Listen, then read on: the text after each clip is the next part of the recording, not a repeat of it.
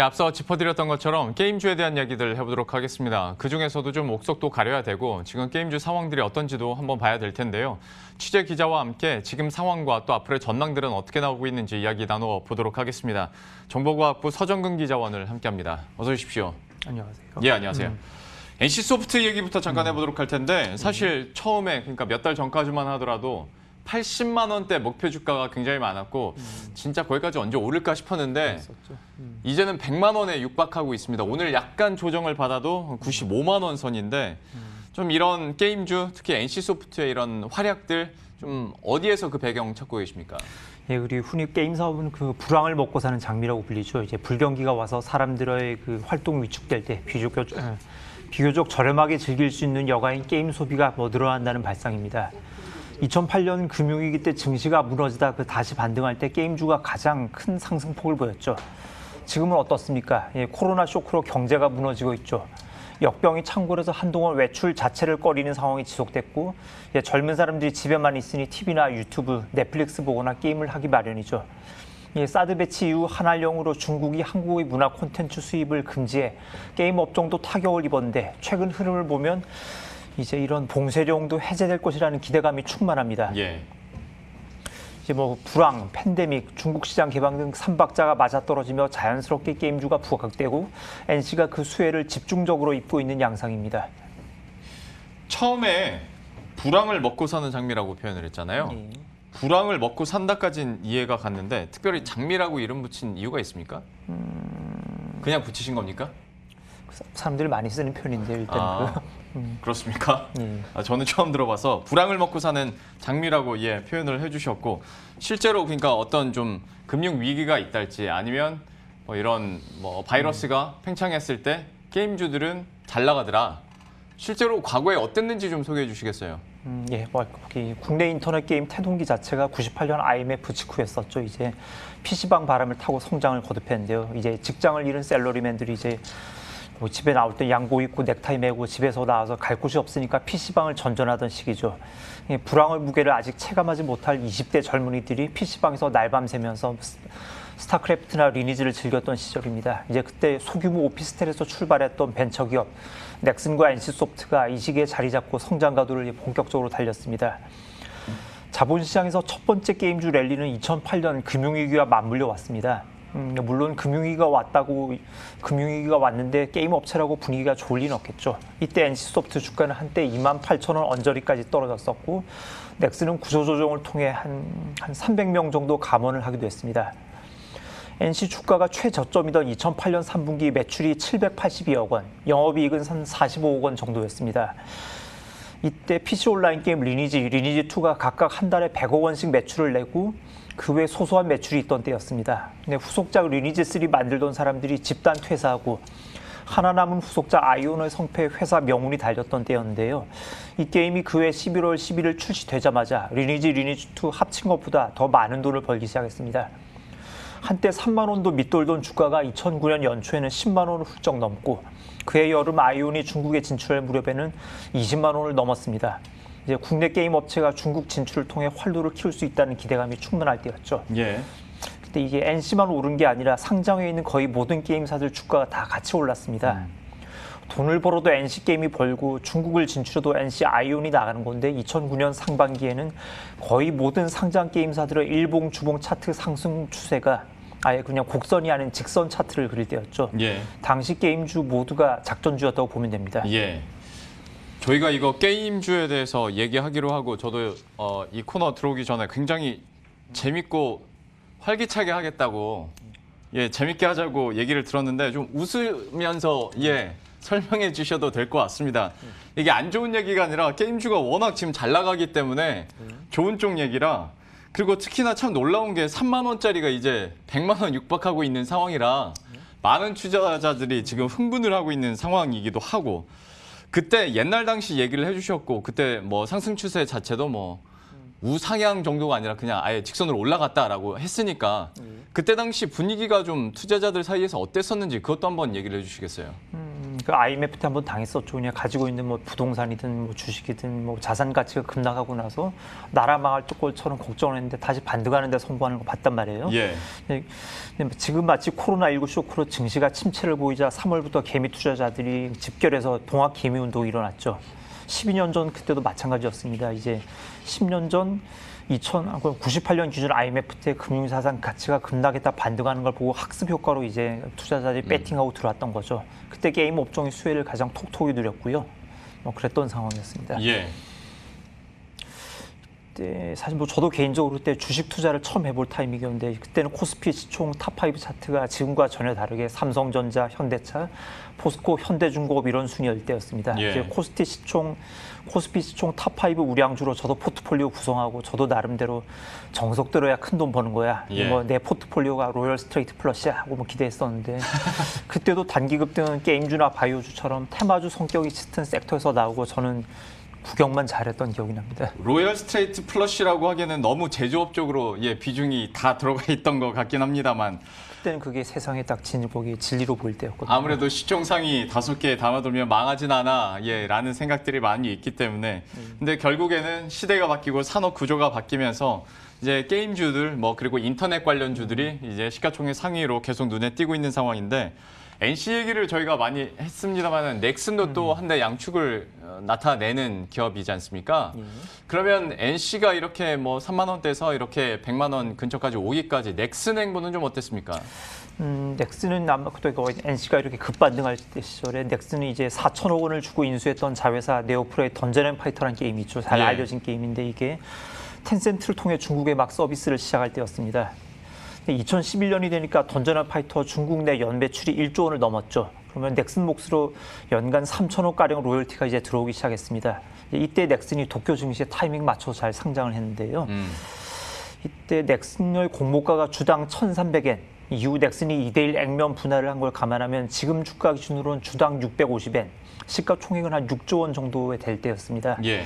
아마 이 시기 국내 상장했던 NC의 시가총액도 7조 원 가량이었던 것으로 기억합니다. 예, 진짜 어마어마하게 성장을 했는데 그러면 여기에 대한 가치 평가는 역시 있어야 될 것 같습니다. 좀 업계 전문가들은요 이걸 어떻게 바라보고 있습니까? 전문가들은 잘 모르게 일단 제가 열심히 고민하다가 계산한 바인데요. 예. 일단은 주가가 최저점이던 2018년 3분기 기준 NC 영업이익이 분기 영업이익이 한 45억 원밖에 안 됐습니다. 예. 이제 세월이 10이 간 지 한 바퀴 돌아서 12년 지나서 지금 보니까 NC 올해 1분기 영업이익이 이제 2,414억 원입니다. 이제 주가가 30배 이상 뛰었는데 이제 영업이익은 50배 가까이 늘어난 거죠. 예. 사실 적정 주가를 산출하는 방식으로 영업이익의 증가만 고려하면 안 될 일이긴 한데 일단 회사 이익 성장 추이가 시가총액 증가와 궤를 같이 하고 있는 거죠. 이래서 이 회사 주가가 오르는 거야. 이만큼 오를만 했어라고 세간을 납득시킬 수 있는 수준은 되는 것 같습니다. 예. 지금 NC소프트 그러면 전문가에 지금 나오고 있는 견들을 제가 잠깐 언급해드리면 지금 목표 주가는 120만 원 나오고 있거든요. 비슷한 그런 기조나 그런 거는 서 기자도 갖고 있는 것 같습니다. 그러면 해외 시장도 잠깐 살펴보면서 우리 기업들의 어떤 경쟁력도 한번 비교해 보면 좋을 것 같은데 해외 상황은 좀 어떻습니까? 중국에서는 텐센트가 이제 일본에서 닌텐도가 관련돼서 이게 인터넷 게임 섹터 주도주 역할을 하고 있는데요. 잘 알고 있는 회사지만 텐센트는 그 본토가 아니고 홍콩 증시에 상장돼 있습니다. 시가총액이 무려 760조가 되고요. 지난해 매출이 68조, 순이익이 17조 정도였습니다. 총 매출 중 20조 원이 게임으로 달성한 매출인데요. 이 회사 게임 부분 매출이 우리나라 최상위 게임사들 연 매출 한 10배 정도 되는 것 같습니다. 예. 이제 일본의 닌텐도는 시가총액이 71조 원 정도 됩니다. 연간 매출이 한 15조 원, 영업이익은 4조 원 정도 되고요. 텐센트가 워낙에 대단한 회사긴 한데 사람들이 삼성전자보다 실적 규모는 많이 못 미치는데 예. 삼성전자의 시가총액보다 텐센트가 2배 가량 가까이 압도적으로 많단 말이에요. 지금 2배 넘죠? 760조면. 예. 예. 근데 이게 이런 업셋이 어떻게 가능했냐라고 텐센트의 사업 모델 자체를 한번 자세히 좀 볼 필요가 있는데요. 네. 텐센트는 그 PC 메신저 QQ라는 게 있어요. 2000년대 중후반 이게 급성장한 서비스고 이걸로 텐센트가 급성장했습니다. QQ 메신저는 비슷한 시기에 한국에서 서비스됐던 MSN이나 네이트온, 지금의 카톡 PC 버전이라고 유사하다고 보시면 됩니다. 여기에 페이스북의 대중적 영향력을 더한 것이라고 보면 되고요. 집 전화로 통화하려면 당연히 우리나라도 시내 통화보다 시외 통화가 요금이 많이 비싸죠. 국제 전화는 더 비싸겠죠. 그런데 미국만큼이나 땅덩이가 넓은 중국은 어떻겠습니까? 예를 들어서 중국 서남부에서 태어나서 베이징이나 상하이에서 대학 다니는 학생, 멀리 타지에서 취업한 젊은이들이 고향에 있는 부모님이나 고향 친구들한테 전화할 때 어지간한 국제 전화만큼 통화 요금이 나오겠죠. 그런데 텐센트 QQ 메신저로 영상 통화를 하면 공짜였습니다. 이용이 급격히 확산되겠죠. 이제 중국 사람들 명함에는 전화번호, 이메일 주소, QQ 메신저 아이디가 같이 표시되는 게 국룰이던 때가 있었습니다. 근데 이제 이 메신저의 게임 탭을 만들고 클릭하면 텐센트가 서비스하는 PC 온라인 게임 서비스로 바로 연결되는 서비스 모델을 만들었습니다. 뭐 넥슨의 던전 앤 파이터나 스마일게이트 크로스파이어 이런 게임 한류들이 QQ 메신저 게임 탭에서 성공을 문을 열었던 거죠. 근데 이제 이후 중국판 카톡으로 불리는 위챗 메신저도 텐센트가 냈고요. 예. 모바일 시장도 자연스럽게 장악을 했겠죠. 카카오가 카톡을 기반으로 온갖 영역으로 사업을 확장한 것처럼 텐센트도 그렇게 했습니다. 삼성전자 지난해 영업이익이 28조, 그런데 지금 시가총액은 315조 원이죠. 지금 텐센트를 한국 기업으로 비교하면 조금 무리는 있습니다. 전성기 싸이월드와 네이트원을 운영하던 SK커뮤니케이션즈와 지금의 카카오, 넥슨이 한 회사로 뭉쳐 있는 거라고 볼 수 있죠. 사업의 형태로 보면. 그런데도 연간 순이익이 17조 원 정도인데도 삼성전자 2배가 넘는 시가총액을 기록하고 있는 것이죠. 그 텐센트 창업자 마화통 회장은 텐센트 지분 8%를 보유하고 있는데요. 이 보유 지분 가치만으로 개인 재산이 60조 원이 넘었습니다. 그 부동의 1위였던 알리바바 마윈 회장을 제치고 중국 부자 랭킹 1순위에 올라 있습니다. 예. 사실 양 회사가 누리고 있는 사업군이 다르기 때문에 물론 텐센트와 삼성전자를 직접 비교하기는 힘들고, 그리고 각자 상장되어 있는 시장 규모나 이런 외국인들의 유동성 차이도 있기 때문에 물론 이렇게 직접적으로 비교하기는 좀 힘들겠습니다만은 어쨌거나 어마어마한 성장세와 또 시가총액을 자랑하고 있는 텐센트에 대해서 한번 강조를 해줬는데요. 그러면 이제 약간 주식과 관련해서도 좀 질문을 드려보자면 잘 나가는 종목들이 다 그렇습니다만은 언제나 보면 너무 많이 오른 것 같아서 좀 부담도 있고, 그런데 잘 나간다고 하면 또 사긴 사야 될 것 같고 좀 여러 가지 고민이 듭니다. NC소프트 같은 경우에 좀 어떻게 보십니까? 지금 단기는 모르겠는데 NC소프트는 중기적 관점에서는 우상향 곡선을 그릴 확률이 높다고 봅니다. 예를 들어서 멘트를 계속 해주셔야 됩니다. 예. 어떤 것 때문에 그러시죠? 알겠습니다. NC소프트 먼저. 예. 그 NC소프트 역대 PC게임 히트작 리니지2, 아이온, 블레이드 앤 소울 4개가 있었죠. 이 중에서 리니지랑 리니지2가 먼저 모바일 게임으로 만들어졌고 각각 연매출 조 단위인 게임이 됐습니다. 이제 리니지 M이 먼저 흥행하면서 주당 50만 원, 리니지2 M이 흥행하면서 언택트 수혜까지 더해지면서 주당 100만 원까지 와 있죠. 그런데 1분기 기준 NC 매출은 7,300억, 영업이익이 이제 2,400억 가량입니다. 단순 환산하면 연 매출은 3조 원, 영업이익은 1조 원에 육박할 전망입니다. 나머지 두 게임도 성공할 가능성이 높다는 것이 시장 전망인데요. 이제 블레이드 앤 소울 2 나올 때 150만 원, 아이온 2 나올 때 주당 200만 원을 찍지 말라는 법은 없겠죠. 그런데 NC가 주당 200만 원, 시총 40조 원까지 간다는 얘기인데 이렇게 되려면 연 매출 1조 원에 근접하는 게임 4개를 보유한다는 얘기죠. 근데 현재 국내 모바일 게임 내수 시장 전체 규모가 4조 원이 안 됩니다. 우리 국민 소득 규모가 지금보다 비약적으로 상승하거나 NC가 해외에서 성공하지 않고선 이 정도까지 성장은 사실 어렵다고 봅니다. NC가 단기가 아닌 중기적으로 괜찮다고 말씀드린 건 다음 차기작 블레이드 앤 소울 2가 나올 시점이 올해 말보다 내년 중하반기가 될 가능성이 높다고 보기 때문이고요. 당장 매출이 비약적으로 늘어날 여지는 크진 않아 보입니다.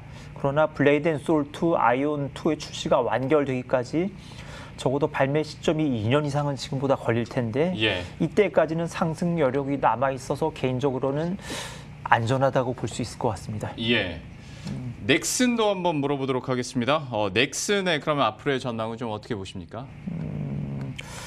일단 넥슨은 우선 단기적으로 아마 우상향할 가능성이 높은 회사라고 보고 있습니다. 일단은 넥슨이 지난해 매출 2조 6,840억, 영업이익이 1조 한 2천억 정도 했었죠. 영업이익 1조 거기 영업이 1조 2천억 중 텐센트로부터 지급받은 로열티가 한 1조 1천억 정도 됩니다. 던전 앤 파이터가 현재에서 연간 3조 3천억을 벌어서 이 중 3분의 1이 넥슨의 몫이 되는 구조인데요. 그런데 8월 중 던전 앤 파이터 모바일 버전이 이제 텐센트를 통해 중국에 출시됩니다. 물론 넥슨이 만들었죠. 단순 비교하기는 좀 어려운데요. NC PC 게임 리니지랑 리니지2가 각각 한 달에 100억씩 벌다가 이제 이 게임들이 모바일로 옮겨진 리니지 M, 리니지2M은 한 달에 1,000억씩 벌었어요. 이제 NC 분기 영업이익이 45억 원에서 2,414억 원으로 늘어날 수 있었던 것도 이 때문인데요. 던전 앤 파이터 PC 버전이 기존 3조 원대 매출을 유지하고 모바일 버전도 NC 리니지 시리즈가 그랬던 것처럼 10배 늘면 좋겠지만 그렇게까지는 기대하지 못하고 한 3조 원대 이상 매출이 날 것으로 보수적으로 기대하는 양상입니다. 예. 자, 모바일 게임 특성상 앱마켓 사업자가 매출을 30% 먼저 가져가고 나머지 70% 중 3분의 2가 배급사, 3분의 1이 개발사 몫이 됩니다. 던전 앤 파이터 모바일이 연간 3조 원을 벌면 넥슨 몫으로 연간 영업이익 6천억 원 더 늘어나게 되는 거죠.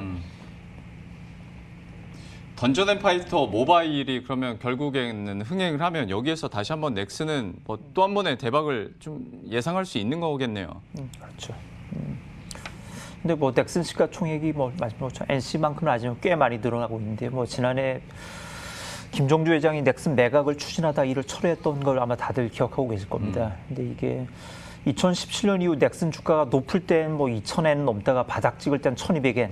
매각을 추진하기 직전에 넥슨 시가총액이 한 12조 원 정도까지 하락했다가 지금은 1년 사이에 2배로 늘어와서 25조까지 올라와 있습니다. 예. 2011년 넥슨 도쿄 증시 상장 초기와 비교하면 시가총액이 4배가량 늘어나 있는데요. 일본 메이저 게임사들 시가총액 모두 넥슨 밑으로 줄 섰습니다. 반다이 남코 15조, 스퀘어 에닉스 7조, 캡콤 코나미 6조 정도입니다. 앞서 언급했고 전으로 닌텐도가 한 시가총액이 71조 원 정도 기록하고 있습니다. 닌텐도 스위치용 동물의 숲이 11일 만에 1,177만 장 팔리는 등 장사가 아주 잘 됐던 건데요. 닌텐도는 연간 단위로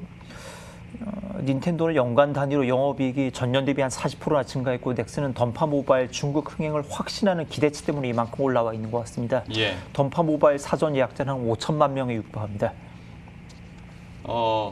얘기를 하다 보니까 넥슨과 NC소프트 그리고 이제 일본 또 메이저 게임사들 이야기가 좀 섞이게 돼서 아마 들으시는 분들도 약간은 좀 혼선이 있을 수는 있을 것 같은데요. 그러면 다시 좀 정리를 해보면서 NC소프트나 넥슨 같은 경우에는 이제 각자의 신규 출시작에 따라서 앞으로의 흥행가도는 더 나올 수 있다라고 어쨌거나 긍정적으로 지금 전망을 해주고 있고 증권사에서도 역시 목표 주가를 계속 상향 조정하고 있는 양상인데 이런 기조를 가다면 앞에 해외 사례도 얘기를 해주셨습니다만은 게임주들이나 아니면 인터넷 기업들 네이버나 카카오 등이 결국에는 언젠가 시가총액 상위 5위 종목에 좀 들 수 있는 날도 올 수 있지 않을까에 대해서는 좀 어떻게 바라보십니까? 혹시 말하는 그 인터넷 주에서 그냥 우리나라 전체 성장을 견인한 주도주가 나올 수 있을 것인가라는 질문으로 이해가 되고요. 네이버가 지금 코스피 시가총액 4위에 올라 있죠. 예전 같으면 상상도 못할 변화인데 인터넷 기업들이 실적 기반으로 이제 국가 단위 성장 주도자로 자리 잡는 것은 지금 시점에서 아직은 좀 요원하다고 생각합니다. 예. 네이버는 예를 들어서 한 게임과 결별하면서 게임 부문 성장을 포기했죠. 지금 카카오가 텐센트와 가장 유사한 사업 모델을 가지고 있는데요. 그렇지만 그 카카오는 게임 부문 경쟁력이 국내 전통 게임 감자들에 비해서 좀 상대적으로 취약합니다. 네이버, 카카오가 넥슨, NC 같은 회사들과 본격 제휴하지 않고서는 좀 불가능한 일이라고 보여지고요. 텐센트가 저렇게 성장할 수 있었던 건 넓은 땅덩어리와 막대한 인구가 있어서 가능했고 이를 통해 번 돈으로 국경 없는 M&A를 단행해서 확장성이 있었기 때문입니다. 클래시 오브 클랜을 만든 슈퍼셀을 10조 원에 사고 LOL을 만든 라이엇 게임즈를 일찌감치 텐센트가 인수해서 품에 안은 바가 있죠. 카카오와 넷마블에도 텐센트 지분이 들어와 있고 아시아 각국 유력 인터넷 기업 곳곳에 텐센트 투자가 안 들어있는 곳이 없습니다. 심지어 2017년에 텐센트가 2조 원을 투자해서 테슬라 지분 5%를 매입했는데 다들 알고 계시는 것처럼 요즘 테슬라 아주 핫하지 않습니까? 예. 투자 스케일이 크고 투자 종목 또한 다양합니다. 텐센트처럼 인구수가 깡패인 나라에서 모두가 쓰는 인터넷 서비스가 되다 보니까 이렇게 인터넷 주가 성장 주도주가 되는데 국내 내수 시장 규모를 감안하면 좀 어려운 얘기인 것 같습니다. 예. 지금 당장은 좀 힘들겠다라고 얘기를 해줬고 최근에 나왔었던 그 뉴스 중에 하나가 물론 이제 여행 상품 단일 여행 상품에 대한 거긴 합니다만은 그 한국관광공사하고 시트립하고 이제 연계를 맞아서 한국 여행 상품을 저녁에 팔기 시작했다라는 소식이 나오다 보니까 이게 점점 확대 해석이 되면서 한알령 해제 기대감까지 지금 가고 있거든요. 하다 보면 이제 뭐 화장품 면세 그리고 엔터 그리고 또 하나 꼽히는 게 게임주다 보니까 물론 뭐 NC나 넥슨 이야기를 많이 했지만 이 외에도 좀 기대 걸어볼 만한 게임주 뭐가 있을까요? 그 게임 업종이 볼 수 있는 수혜는 뭐 다른 한류 콘텐츠보다 좀 사실 좀 제한적일 수 있을 것 같아요. 아마 이미 10년 전, 15년 전에 국내 게임이 중국 게임보다 경쟁력 있을 때 미리 나와서 이미 자리를 잡았던 거고요. 지금은 중국 게임 경쟁력이 우리보다 앞서져서 이제 문이 열려서 다시 들어가도 한국 게임들이 뭐 예전 던전 앤 파이터나 크로스파이어처럼 뭐 메가히트 기록하는 게 사실 쉽진 않아 보입니다. 제가 보기에는 오히려 중국 수에는 새로 뭐 진입하는 기업보다는 넥슨이나 뭐 웹젠, 위메이드처럼 이미 중국에 검증된 흥행작을 낸 회사가 그 게임을 서비스하고 있는 현지 파트너랑 사업 제휴를 계속 이어가면서 IP를 확대 재생산하는 경우에 더 유효할 것 같습니다. 그래서 텐센트가 배틀그라운드 모바일을 중국에서 서비스할 수 없게 되자 이름만 화평 정령으로 바꿔서 그 배틀그라운드 모바일을 우회해서 출시한 것으로 알려져 있는데요. 네, 배틀그라운드 지식재산권을 보유한 크래프톤의 1분기 영업이익은 무려 3,500억 원을 넘었습니다. 화평정역 로열티를 인식하기 시작했기 때문인데요. 이걸로 이미 넥슨 다음으로 국내 게임사 중에서 영업이익 규모 2위로 올라섰죠. 크래프톤이 상장하면 기업 가치가 아마 10조 원을 넘어설 것이라는 전망이 유력합니다. 뮤 IP를 활용해 만든 뭐 전민기적 툴을 텐센트가 서비스하게 되자 우리 국내 상장사 웹전의 주가가 급등하고 있고 위메이드가 미래의 전설 2 지식재산권 분쟁 소송에서 샨다와 액토즈를 상대로 승소하자 또 기대감이 높아졌습니다. 이런 경우는 한알령이 해제되지 않아도 기존 한국 게임 흥행작 브랜드를 활용해서 파트너 중국 회사들이 알아서 자기들이 게임 만들고 알아서 서비스해주고 흥행하면 한국 업체들한테 로열티 나눠주고 중국 정부는 그걸 알면서도 살짝 눈 감아주는 그런 구조죠. 이런 기업들은 사실 한알령이 풀리지 않는 게 오히려 독점적 지위가 유지돼서 오히려 득이 되는 구조입니다. 중국 정부가 한국 게임 수입을 완전히 차단을 풀어줄 경우 뭐 펄어비스의 검은 사막 모바일이 텐센트를 통해 서비스될 예정이니까요. 이제 펄어비스가 일본 수혜주가 될 테고 한알령으로 게임 업체 중 가장 큰 피해를 봤던 넷마블이 이제 아마 본격적으로 재평가되는 기회를 마련할 수 있을 것 같습니다. 잠깐 중간에 그 크래프톤 얘기가 나왔는데 그 IPO 기대 종목으로 또 크래프톤도 이제 꼽히고 있거든요. 좀 여기에 대해서는 좀 시각 간단하게 어떻게 보고 계십니까?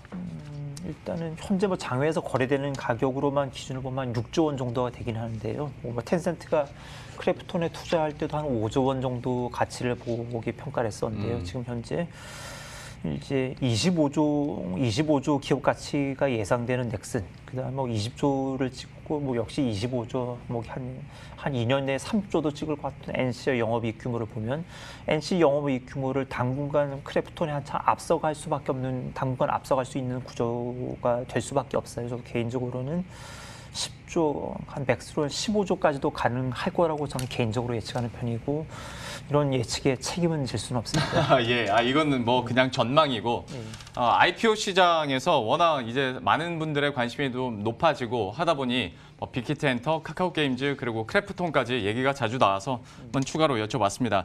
게임즈 전반에 대해서 뭐 옛날 이야기도 들어보고 지금의 상황들도 한번 들어봤습니다. 전망에 대해서까지 이야기를 해봤으니까요. 여러분들 투자에도 조금이나마 좀 도움이 됐으면 하는 바람입니다. 서정근 기자와 함께했습니다. 잘 들었습니다.